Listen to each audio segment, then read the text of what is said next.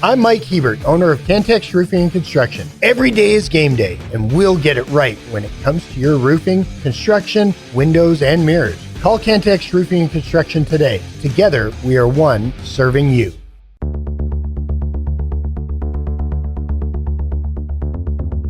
The podcast put together with Red Raider fans in mind. This is the Tech Talk Podcast from Double T 97.3, presented by Cantex Roofing and Construction.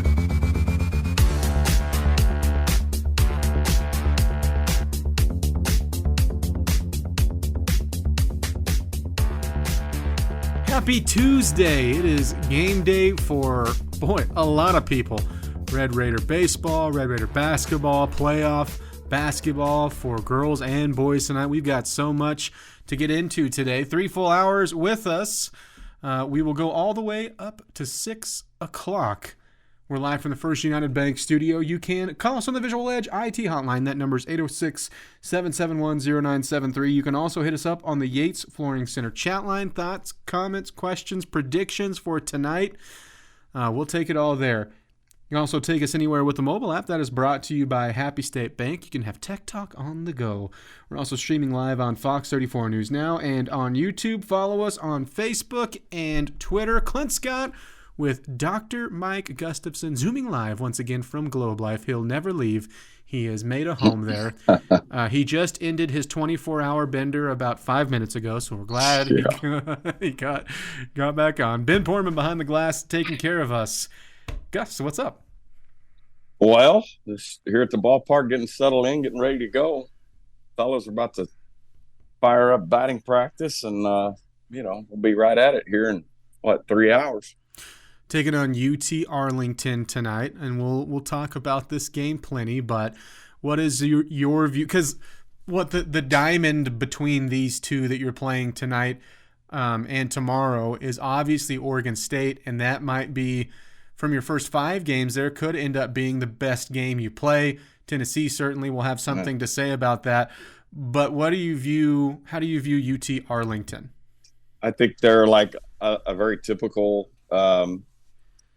like a very typical midweek type program, not someone you want to lose to. They're going to view you as a tremendous challenge and a tremendous opportunity to be something that they get to talk about for a long time if they beat you and all. But they're also better than just. I don't want to make it sound like they're some doormat, because they're not. Mm-hmm. Clay Van Hook's their head coach, and he's been, he's part of a really good Texas baseball family, and I think this is his 2nd year there, maybe 3rd, but he's gonna. I would assume he's gonna do a credible job there, and just it's like I said, it's like gonna be like a lot of these Saturday challenges. My assumption is, or the way it sort of feels, this will be a bullpen game for both teams. So which again, not unlike a lot of Tuesdays, especially once we get settled in, I would imagine we're treating this a little more like the bullpen game rather than tomorrow. Like tomorrow, they're probably going to want to dedicate a few more resources to that, but they'll have to do what they've got to do to, pitch well and win the game tonight for sure. Hey, by the way, our game here, this baseball game, be on 100.7 AM 950, because I've gotten a lot of people asking me about that. Pregame show at 5:30, that'll be on here. You can listen to us while you're going to hoops. If you're not on the pregame show, but the baseball 100.7 and basketball on 97.3. Yeah, no, we'll run through everything numerous times today, so you know where to find everything. So here's your. Here's your incredibly busy Tuesday, especially with everything pretty much layered over each other. So Red Raider basketball at home against TCU, looking for a little revenge against the Horned Frogs. 7 o'clock here on Double T 97.3. Baseball will start at 5:30, so we will give an early adieu to Gus at about 5 o'clock, so he can get 30 minutes of getting his mind right and in the zone and trying to get my voice out of his head. Get my lineup card ready. Yeah. 5:30 start time for baseball against UT Arlington on 100.7 The Score. If you are looking for your respective high school playoff games, it goes as such. Friendship Girls will be playing South Lake Carroll, 6 o'clock, sunny 97.7. The Lubbock Cooper Girls will be on 96.9 The Bull at 6 o'clock. They're taking on Tascosa. And then Lubbock Cooper boys, 6 o'clock over on 93.1 Texas FM. They're taking on Plainview. So, again, we will go over this numerous times so you know where to find everybody. Well, yeah, I feel like I'm coming back to my just saying that I can just casually throw out like, oh, everyone's busy right now. It was that time of year, I guess. You throw in all that high school for sure, and it's cool that the Raymar family is getting all that taken care of and covering it all. It's pretty neat. Did you watch any of the game last night in the Big 12? I watched both of them. Actually, I was kind of flipping back and forth. I was going to make the joke. I was going to see when you said yes, I was going to lead it into Texas and Kansas State. Yeah, the K-State Texas game was on, and at the same time, and I was kind of back and forth in the hotel room, just back and forth, keeping an eye on both. And I think it feels like K-State may be a certified NIT team at this point. I mean, barring a big time postseason tournament run, I think their fate is just about sealed. It feels like they're dead in the water right now. Yeah, it does. And then Texas at a point where there could be some desperation with them, but they took care of home game and conference play. That's been hard for them. And that'll make next Tuesday, Wednesday, whatever that is, our midweek game next week with them and Lubbock is going to be interesting. It'll be emotional for a lot of reasons, but there's real equity to be had. When you think about our final 6 games, first of all, you're starting to you kind of look at the schedule and go, wow, the end of it is right over there. It's close, but 3 home, 3 road. In 6 very, very, I would say if this is how you were going to play these opponents, I think favorable to you when you look at who's coming here and then where you're going. I'll be honest, if you're throwing a dart at the board, that UCF one, that maybe people are looking at, okay, UCF Big 12 team probably not going to make the tournament. I get it. I think that is your toughest road game, so there's a little unease there. And then, tonight will be interesting for numerous reasons. You are looking for revenge against the Horned Frogs. You can absolutely beat the Horned Frogs. You could have beat them at Fort Worth. You had an early big lead over there. They killed you on the free throw line. They drew a lot of fouls.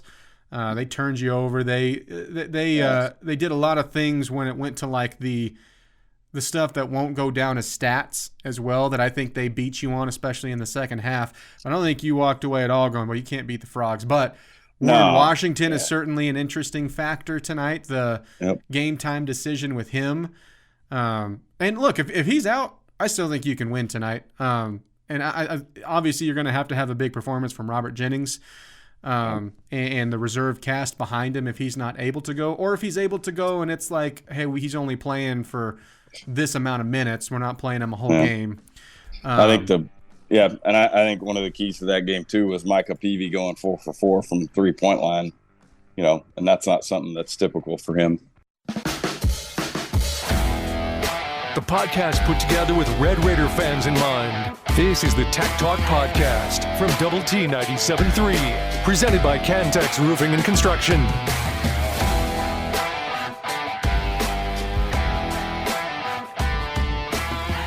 Tech Talk here on Double T 97.3, Double T97.3.com. Thanks for spending part of your Tuesday afternoon with us. Red Raider baseball coming up tonight over on 100.7 The Score, 5:30 pregame coverage, 6 o'clock start over there against UT Arlington, the Mavericks. We're live from the First United Bank studio. The Visual Edge IT hotline is open for you, 806-771-0973. You can also hit us up on the Yates Flooring Center chat line, thoughts, comments, and questions. Questions like this: is baseball on TV today or tomorrow? The release that I saw was no stream, Gus, but you would know better than I would. I don't. That's my understanding as well, but I don't. I don't think it is. So the good news is you can hear them on 100.7 The Score. You can also use the Varsity app. So there you go. You can at least hear them. There you go. That's it. Yeah, that's my understanding as well. That you could probably see that. I don't know if UTA has they probably have the ability to do a ESPN Plus type thing from their own ballpark, but I don't know that they're dragging all that stuff over here. In fact, I'm almost certain they're not. So why yeah, didn't they just keep the radio flow, only. the flow baseball stuff there? They were already there. You Yeah, can stay too. I do not know the answer to that. Yeah, I do like because I know that the anger, and I totally get it. Don't get me wrong. If it's going to be directed at us, I would like to have a disclaimer that Gus and I didn't have a part in the decision for no TV coverage. No. Yeah, not our department there. Yeah, home games. That's under our department, I guess. But yeah, I think you enjoy the radio call. Yeah, and I mean, you talk about us being spoiled too as fans. Like, wait, this game isn't on TV. Like this is unheard of. Right. Like 4 years ago, we had about 10 games a year on TV. So, I enjoy the radio call. Yeah. Well, yeah. I mean, that's gonna even if you did find a way to watch it, you should sync it up because you guys are gonna do a better job and be more enjoyable. That being said, have I sweet talked you enough into FaceTiming me and you facing it out, from your guys' point of view? Yeah. Now you're trying to get somebody in trouble there. No, I don't know what you're talking about. I'll send a text to Jamie. This on the chat line. By the way, this was the least shocking decision ever, I think, in the collegiate sports landscape today. It has been decided for the college football playoff it will be a 5-7 model instead of a 6-6, and basically all that means is 7 at-large bids for the 12-team playoff, and then 5 highest-ranked conference champions, which you would think will work out to the 4 being the ACC, the Big 12, and of course the SEC right. and Big 10, and then your group of 5 champion highest-ranked. We got this on the chat line. There are some people that still don't understand how the 5+7 model will work in the college football playoff. It is highly unlikely that 2 group of 5 teams will get in. Agreed. I think it's highly unlikely that you get 2 ACC or 2 Big 12 schools in. Yeah, I agree. I agree honest. with that as well. And I don't know that I'm super confident in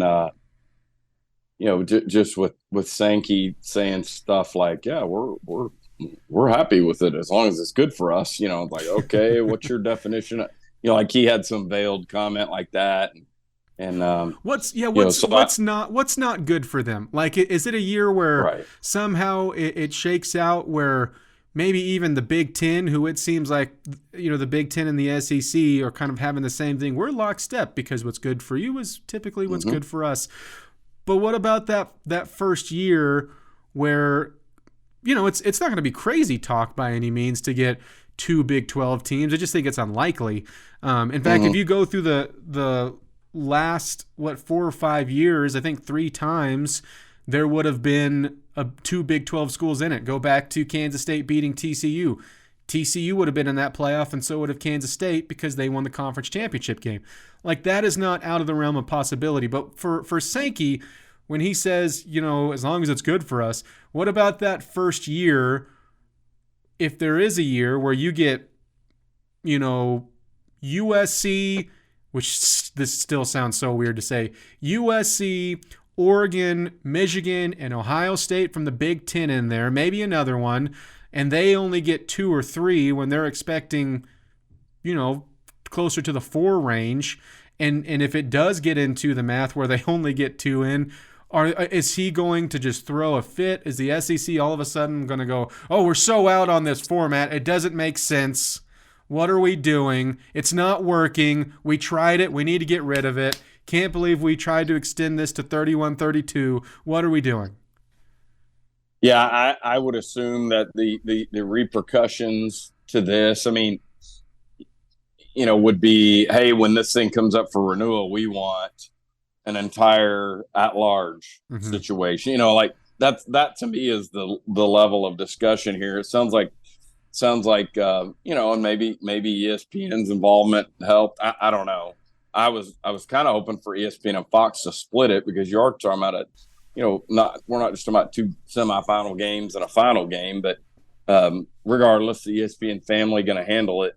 But maybe the compromise there was that, hey, we want to get these the five conference champs in there. But yeah, and I guess what would upset them would be a year in which maybe a little bit like last year, that a team like Georgia gets left out, although it wouldn't be that dramatic, because they're Georgia's right. Last year they would have been in, but right. if it gets to, because this is the way that I viewed it. I mean, it's going to make it the first time Texas Tech is chosen over a 2-loss Auburn team, it's going to be a problem. Right. The first time we get a second team in and they don't get a fourth team in. Yeah. If you're going from the SEC's angle, like, go to a 3-loss team that doesn't get in. How could you leave out the Ole Miss Rebels?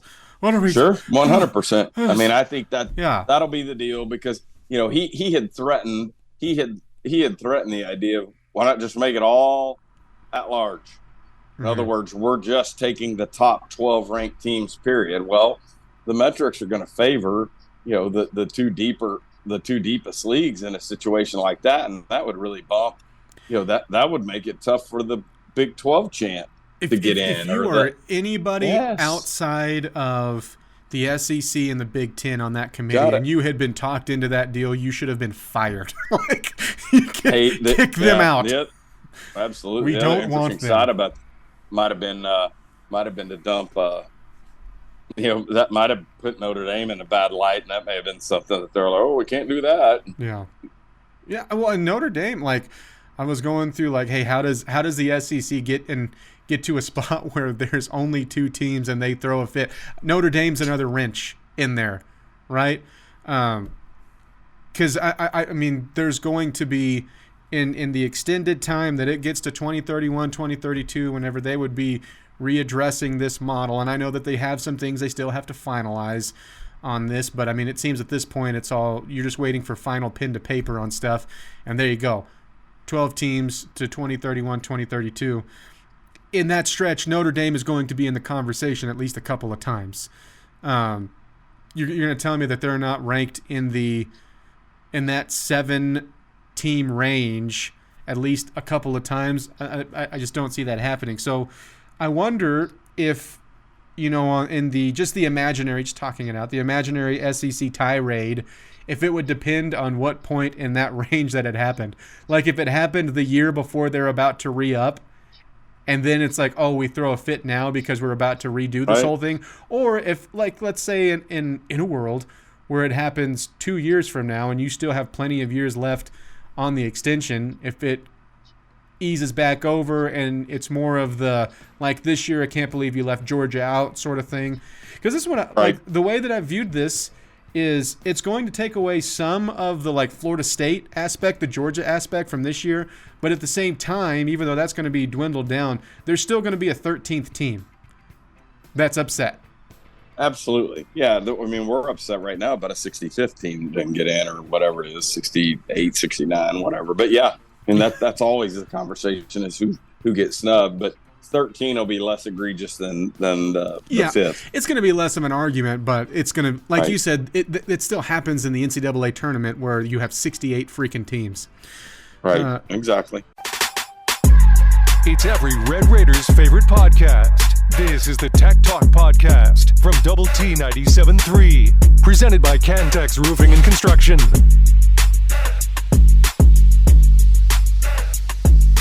Tech Talk here on Double T 97.3 and Double T97.3.com, live from the First United Bank studio. You can call us on the Visual Edge IT hotline, 806-771-0973. Or you can hit us up on the Yates Flooring Center chat line. Thoughts, comments, questions. We'll play a little catch-up here on there in just a moment. Take us anywhere with a mobile app, brought to you by Happy State Bank. We're also streaming live on Fox 34 News Now and on YouTube. Clint Scott, Dr. Mike Gustafson is live from Globe Life there in Arlington. Red Raider Baseball taking on UT Arlington. 5:30, 100.7 the score.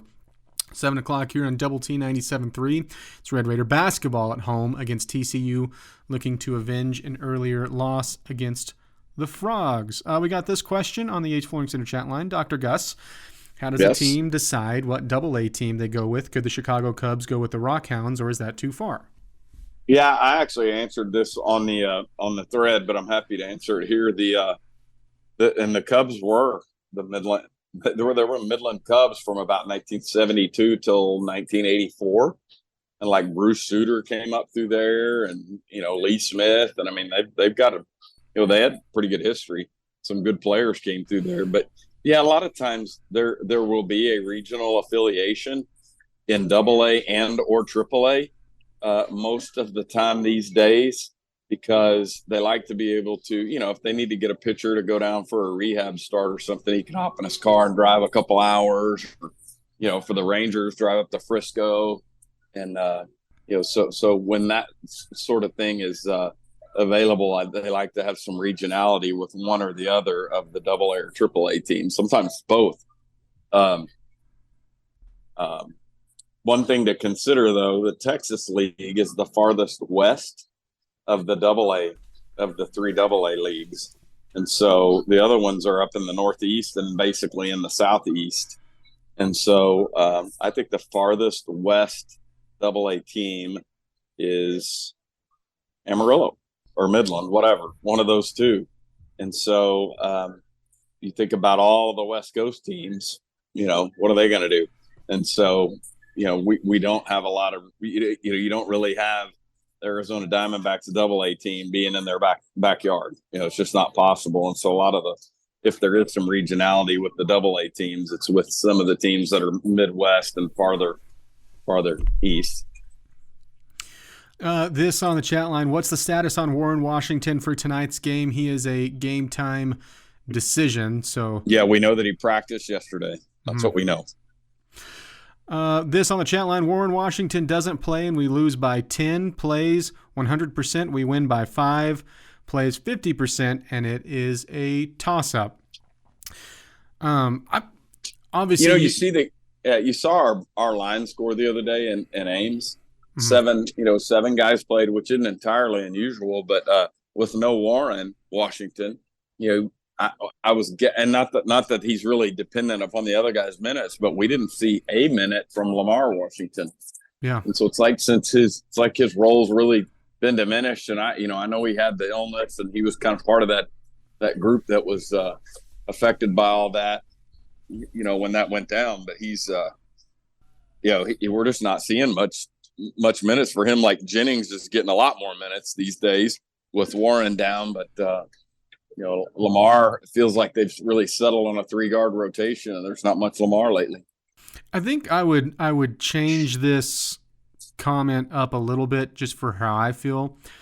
I think, if Warren Washington doesn't play and you have, you're talking about Robert Jennings right there is exactly where I'm about to go, and Robert Jennings has a game closer to what he had in Waco, then it's going to be really hard to win this game. But if he has a productive night, and he doesn't have to have a great game. He just has to have a good game. You just can't be absent all the way. And I think you could also say this a little bit. You have to have, even if it's just 4 or 6 minutes and it's Lindsey coming in behind him, you need to have a similar type game to Lindsey when he's come in and shown flashes. And now he's not going to be, Lindsey's going to take over and he's going to play 20 minutes tonight. But between those two, since that's who it's been when Washington's been out, and we've seen it before, you can't disappear there. Like it feels like we've had some depth develop with the injury of, and I should maybe say the illness first, I guess, the illness, then the injury to Warren, like over time, over the last month, I think we've seen Robert Jennings play with a little more confidence. Like feels like there's some progress there, and so good for him. And that's what you hope comes out of injuries and illness this year. We would just say injuries, but you hope that an early season injury can lead to some depth and some progression and some guys, getting pushed into duty. And that's something that's been obviously, like we've talked about it all season long, the depth talk as soon as Cambridge went down, especially from just your size, and you were forced into playing some small ball and, 4 out, 1 in type feel, however you want to look at it. It still has been, hey, is Robert Jennings going to take that next step? Because obviously he's the one that you're focused on, and he's had to over the past couple of weeks, and I think you have seen significant growth from him. And that's something important too for next year, because you're going to be back at square one from the big guy, and who knows what type of off season you're going to get if I'm going to say the if here, if you have all of these guys stay, who knows what sort of off season progression you're going to have from like an Emiliolaho, who was kind of fitting into the equation just a little bit, especially there against Baylor with Washington going out. Obviously he's a young guy. What do you get through the portal or recruiting? That's going to be something that you're starting back over next year. So seeing those steps from Robert Jennings is really important, obviously, for this season behind Washington. But even more so, I think, for next year, when you're going to be leaning on him, you would expect even more. I agree. And I think, part of that conversation, Clint, is, and it's a reality these days. Who's going to process us and maybe want to move on, that we're like, hey, wait, we want you back, versus who do we process and say, hey, Johnny, it's just not going to work out. You ought to move on. We're going to bring in somebody better than you. Yeah, Johnny. And if we weren't sure about Rob Jennings, if we weren't, and this is obviously not our call, but I would think that one thing Robert Jennings has done over the last 3 or 4 weeks is play his way into, no, we want him back. Like there's something to hang on to there. We got this on the Yates Flooring Center chat line from Raiders Dad. What was the score with KU and the toilet bowl swirling Wildcats? I forgot, Clint. Any idea? Well, the 1-7 in their last 8 game, Kansas State Wildcats won their Super Bowl in overtime, 75-70. So there you go. Gus showing us the view of the diamond. There you go. During batting practices, we begin this segment. There you go. That's what it looks like here. It's setting the scene. And Gus has promised he will do this for me for the entire game. So, yeah, probably not. Yeah, no. And there's Jamie Lent right there. See, that's what I've got to look at right there, but we'd rather see that right there. Pickleball superstar Jamie Lent. Over to you. Pickleball superstar Jamie Lent. Yes. He's going to punch me through Zoom.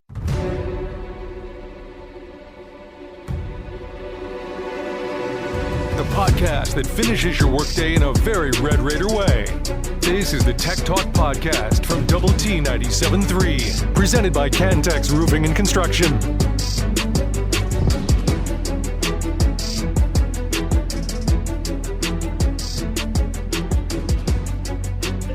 It's like bringing up the Postal Service earlier was foreshadowing something that would absolutely make my afternoon. I wasn't in a bad mood, but if I was, it would have put me in a good mood. My new Alex Gordon autograph, Dr. Mike Gustafson, who is the man. It's crazy, even though Alex Gordon and I are best friends, I've never got his autograph before, so. Funny, he, no, when I sat down with him, I had him sign 2. And I mailed them both, and there should be another one there coming to the Raymar compound. So we'll just leave it at that. But for someone else down the hall, the other fan of the blue team. But did he say I'll sign these as long as I never have to meet these people in person? Because they sound insane. No, he was very accommodating. He was actually filling out a consent form deal, and I said, if you want to sign personalized to these 2 guys are bigger Royals fans, they'd love to. It'd be great. 0 pressure for me. I don't feel like I'm taking advantage of it. He's like, no big deal. He signed them, and I figured it would be better to mail them than to carry them around in my 2 suitcases and my 8-day excursion here to different hotels and flying all over and everything. So I dropped them in the mail. Glad it worked. Well, I appreciate it. I got that delivered in the break. I almost said to the person, no, don't come in here, but I'm glad I did. Right. You can hit us there up. You go. Yeah, it is very fitting. The mail service. Me griping about the post office. Full circle. Full circle. We are live from the First United Bank studio. It is Tech Talk here in Double T 97.3. You can hit us up on the Yates Flooring Center chat line. We got this. Gus and Jamie are always a good choice. Agreed. This on the chat line. If no one has the rights to TV tomorrow, Facebook Live it. Yeah, I don't know how that works, but I would guess. I truly don't know how that would work in a neutral site type deal. I don't know how that would work, because I think we're the visitor here tonight against UTA, which, you know, I don't know how these neutral site games work. Obviously, Flow Sports had the weekend events as they do, like Frisco and Round Rock and Houston last year. You know, the thing at Minute Maid, but you know, I don't know. I don't know how a game like this would work. Who controls it? I don't know who would have a beef if I did set my phone up there. At what point? Let anybody watch? Yeah. At what point can you hear all of the Flow Sports accounts canceling all at once? Is that like here at the end, or do you think people just go ahead and do it so they remember as soon as they see the tournament or not the tournament, but the Showdown Classic that you just watched over the weekend? Yeah, I wouldn't think that's crazy unusual. I mean, they probably prefer the people that are oblivious to it and forget and rack up the monthly bill for, you know, forever. But yeah. How does this $30 keep disappearing from my account? Right. But I mean, I would assume that's not unusual behavior, and because they're back at it. The one that's here this weekend is Oregon State. Obviously, they're coming in early. We're staying late and playing tomorrow, and then Arkansas and Oklahoma State are two of the other teams. I forget so they're three: Arkansas, Oklahoma State, Oregon State, and there's a fourth team. I saw it the other day. Now I can't remember, but you know, another pretty good field, and I assume those games are available on Flow Sports, but I have no idea. Let's go to Ben's play of the day. Take it away, sir. Here's the 2-2 pitch from Twist. A little off-speed pitch dumped into right center field. Bravo going to pick up that run. He's going to try to get two. He's in with a two-out double. Nothing really special here. Just thought I'd give you some love, guys. You the man. I like it. Yeah, we all sound better when we're calling good news, right? Truth. Yeah, Bravo with 3 doubles the other day, and at least the last 2 of them were both 2-out double, like 2-out, a runner on third, picked guys up. Picked up Washburn in the previous in his last at bat for sure, because Wash had the runner on third and 1 out. And I think struck out. I think that's right, but didn't get him in. But yeah, Bravo with a big day, and a big part of. In some ways, and he kicked it around out a little bit in right field on that one, but otherwise that's a fantastic game, and he'll be all right defensively. He's run around and made some plays. He got to rush in on one of those plays, and that's what happens. Which I was going to ask. We went through 4 players or so yesterday, their weekends at Globe Life, and Bravo was someone that I didn't get to that I wanted to. Just because, the leading competitions felt like in the corners of the outfield, and that was certainly one. And how would you grade his overall weekend? Because it certainly had a lot of highs in there. Yeah, I think you're right. I think it was solid. The defensive side of it. Again, I thought he made most of the tougher plays he had this weekend. He got caught up in the. He kind of turned a double into a triple by not playing an angle here at the ballpark well. And the only way you can really simulate that or figure that kind of thing out is to power shag. And that means like you're shagging balls in the outfield, not just standing there kind of catching the ones that roll over there next to you, but you play every ball like it's live during batting practice. And you can do that for 10 minutes or whatever and do a lot of run and run. And he kind of overran a ball that kicked past him and turned a double into a triple. And then he had the other one where he booted it and then didn't pick it up clean. And there's some basic rules to apply there, to picking up a ball. Like whenever you're picking up a ball at the wall or picking up a ball in the outfield, like really really forcing the ball into the ground, like being instead of just stabbing for it, and your eyes are already up and you're already looking where you're going to throw it to, and then you 2 or 3 take it, and he actually got charged 2 errors on one play, that kind of thing. But some of that stuff's just going to come with him getting comfortable, because he did play a few games out there last year, but I mean, literally a few, a handful, and so him getting comfortable and just take a deep breath, and because he's a good athlete. And last year he did the 2-way thing. This year he's not going to pitch, and so far I was impressed, because last year he didn't really handle breaking stuff, and he seemed to handle it the other day. It's every Red Raiders' favorite podcast. This is the Tech Talk Podcast from Double T 97.3, presented by Cantex Roofing and Construction. It is Tech Talk here on Double T 97.3 and Double T 97.3.com. Clint Scott, Dr. Mike Gustafson, Ben Poorman behind the glass, taking care of us. Red Raider Baseball is taking on UT Arlington tonight. Coverage over on 100.7 The Score will start at 5:30. First pitch at 6 o'clock, live from Arlington. Gus, we got this on the Yates Flooring Center chat line. You can hit us up there as well. Thoughts on our starting pitcher tonight and who starts versus Oregon State? Don't know the Oregon State yet, but Brady Trombello's one of the freshmen, and probably on a list of guys that they'll want to get to the mound tonight. But Trombello's Washington kid, and I mean, we'll see. But I would imagine it's a couple innings for him, and we're probably going to see several new names. Another name that I didn't ask from the weekend that I also wanted to get to, just because this is our first look. For some returning guys that you're hoping have nailed down bigger roles to just new faces. I never got to Mac Hewer, and your thoughts on him. Yeah, I thought competitive. He was competitive, and came into a big spot. Like he was, when he was pitching he didn't have the advantage of pitching with a big lead or anything else. His collegiate debut involved high leverage stuff, and went right after guys. Pitched in the 91 to 93 range, threw a ton of strikes. The breaking ball, as what I could see was, I didn't see a third pitch. I'm not saying it's not there.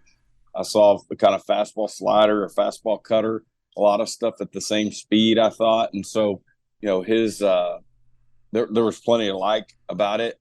I don't know that he's going to be a guy that, with this current arsenal, would be able to pitch deep into ball games, just because the second time through, guys are going to have seen it and deal with it. But there, the thing that, there's arm strength there, there's compete there. There was a lot of strikes there. That's the key, I would say. And he more than handled himself well the other day. There was no, and that was big. That was a big part of it. Like I said, he pitched, he was 3 1/3 innings, no walks, struck out a couple, 5 hits, 1 run. Take that all day long. He did hit a guy, but yeah. Well, and not that this means anything, because if you can't use it, who cares? But man, your between your pitching roster, and he's certainly one you add into this, you might have like all conference size team. You got some big dudes running out on the mound. Yeah, no doubt. Sure.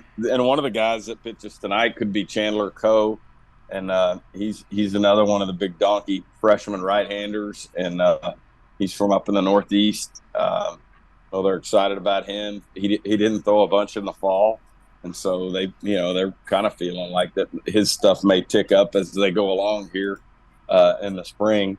He had some tenderness and stuff in the fall, so wasn't on the mound a bunch. So that's another one. And then of course we saw 6'9" Huffling the other day. Hard to miss him.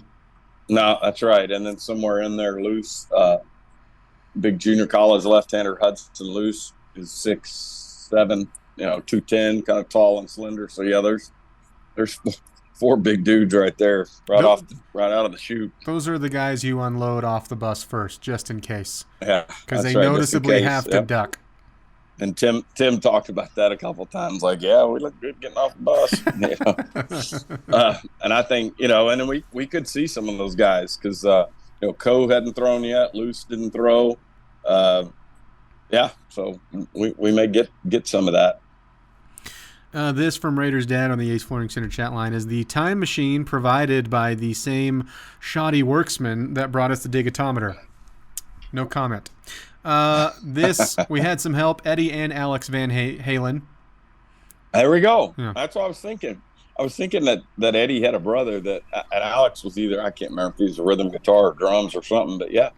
For being honest, he might as well have been named the other Van Halen. They could have just saved him some time at birth. 100% truth there.